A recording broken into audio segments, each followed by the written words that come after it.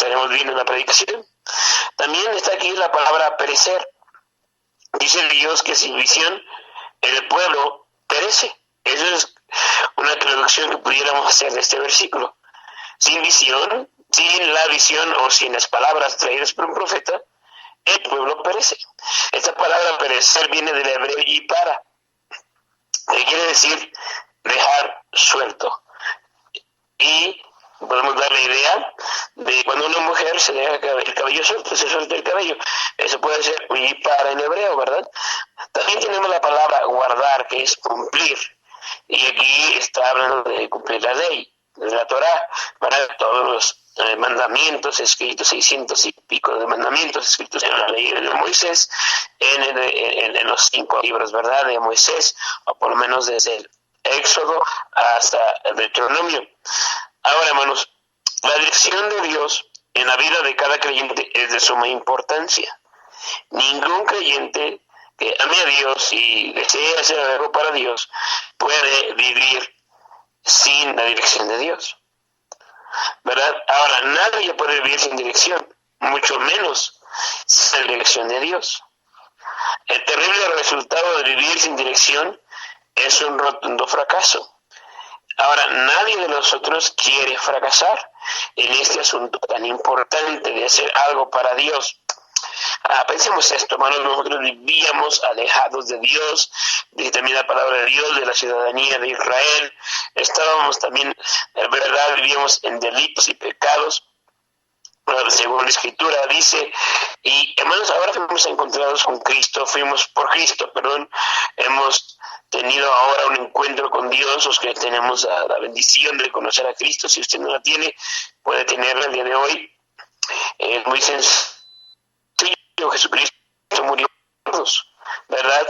Jesucristo murió por todos para darnos dirección, la dirección que no tenía nuestra vida, la dirección a la eternidad. Jesucristo murió y pagó el precio para comprar ese pasaje a la eternidad y darle la dirección en nuestra vida. Sin Cristo nuestra vida está perdida. Aunque tengamos alguna dirección, es una dirección extraviada que no conduce a Dios. Seguimos la dirección de la religión, la dirección de las buenas obras, la dirección de nuestro pensamiento, nuestra filosofía. Pero bueno, todo eso nos llevaría a un yipara, ¿verdad? A dejar sueltos, a ser sueltos de la mano de Dios y seguir nuestro camino, como sucede el día de hoy con mucha gente. Pero si usted se encuentra en ese camino, usted puede mirar a Dios, clamar a Jesucristo por salvación y usted encontrará la dirección que su vida necesita. Pero dice entonces la palabra del Señor que sin visión, sin revelación divina, el proceso se enfrena. Vamos a orar, hermanos, y vamos a pedir la bendición de Dios. Gracias te damos, Padre, por tu palabra esta mañana. Le rogamos, Padre, que bendigas a los hermanos oyentes.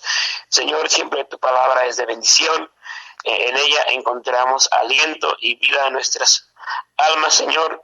Encontramos también la reprensión necesaria para nuestra vida cuando nos apartamos de ti.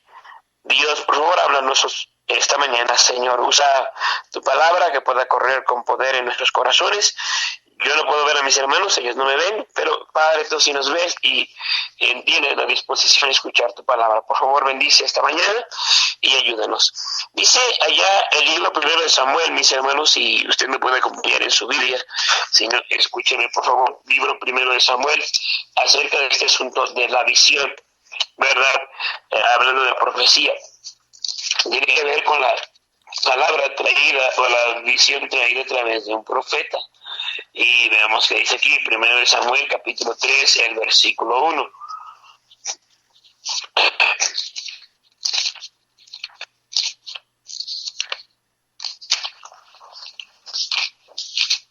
Dice primero de Samuel 3:1 de esta manera.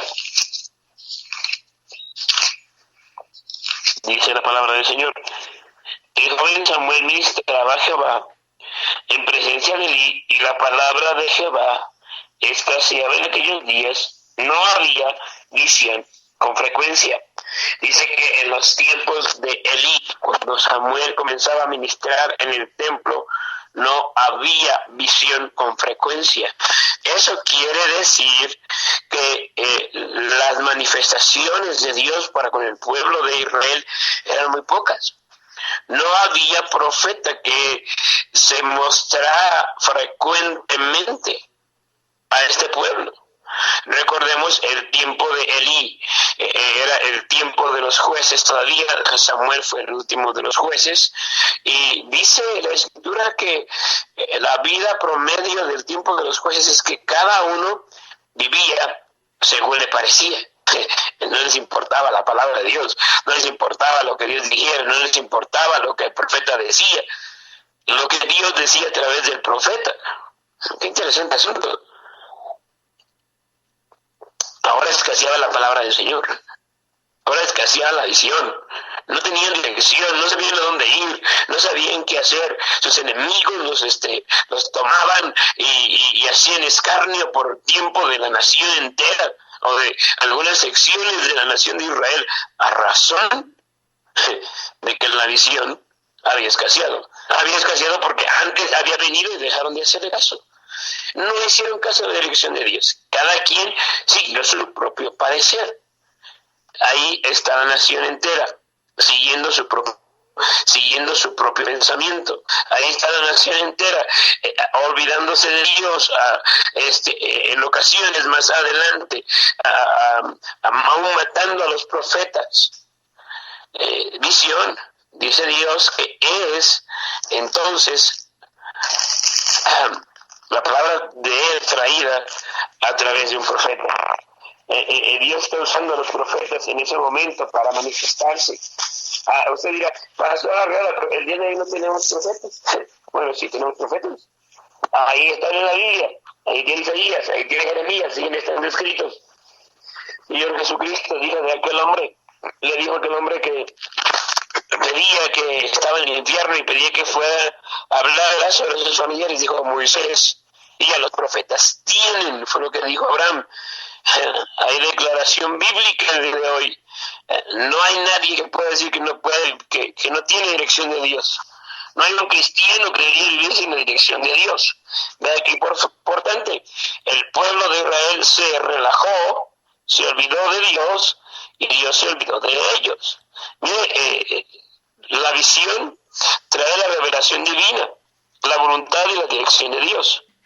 Qué gozo es vivir con dirección, pero qué vida tan frustrante es vivir sin ella.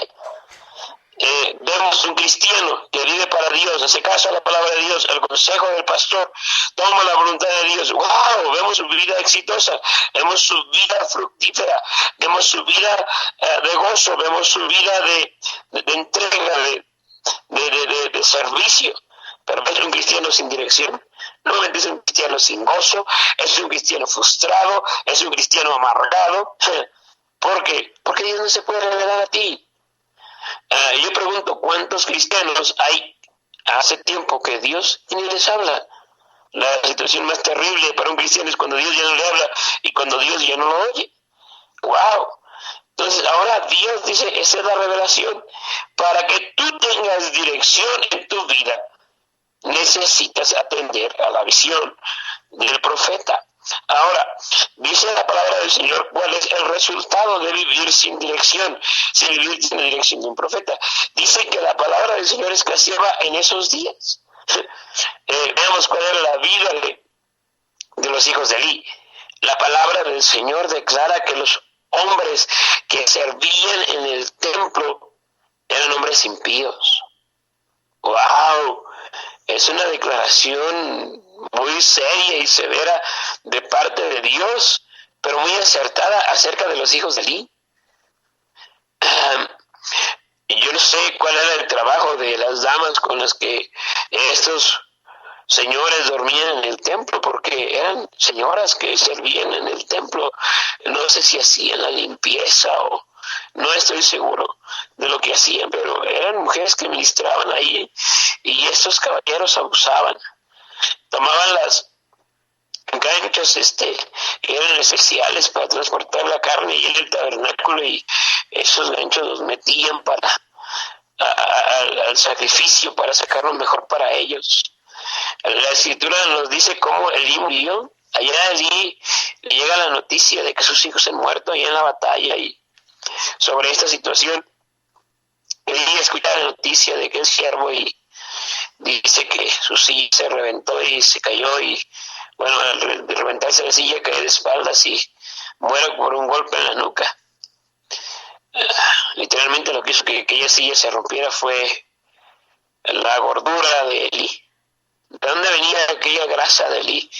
No era de la bendición de Dios, era de la carne que él mismo comía, de lo que sus hijos tomaban con alevosía desde el templo.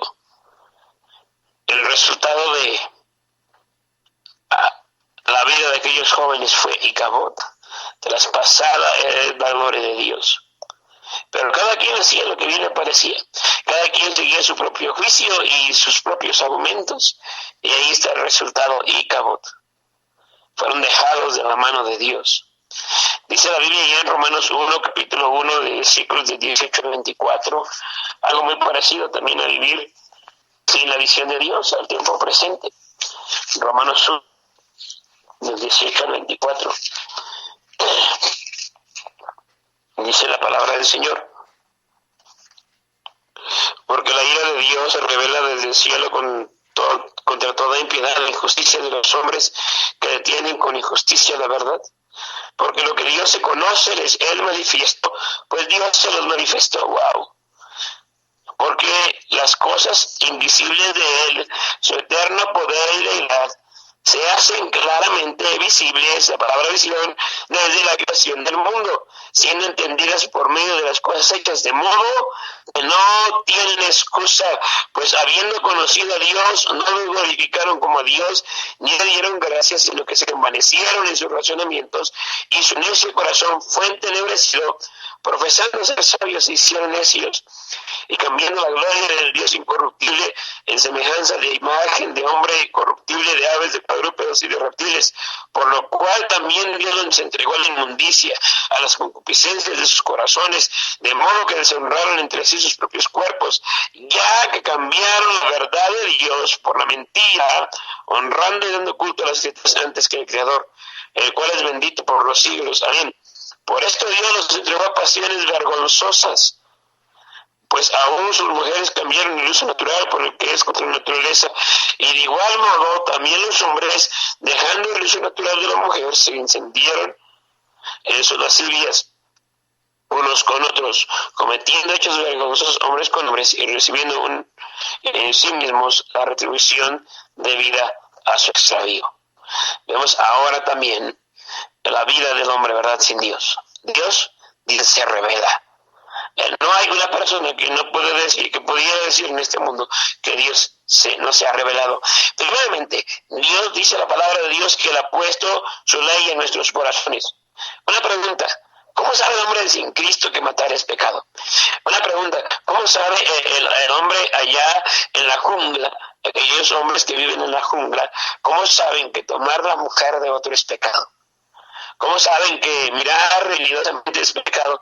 ¿Cómo sabe aquella mujer que no sujetarse a las leyes naturales es pecado?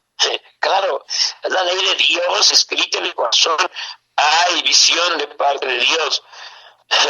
Y luego dice que si no quieres hacerle caso a tu corazón por la ley que Dios ha puesto ahí, dice que también el poder de Dios se ha manifestado a través de las cosas hechas. La naturaleza revela a Dios. El hombre puede conocer a Dios a través de la naturaleza. Es increíble cómo los ateos transgiversan las situaciones de la palabra de Dios y las declaraciones de Dios aún en su mismo corazón. Pero dice la Escritura que ese es el resultado de vivir sin Dios.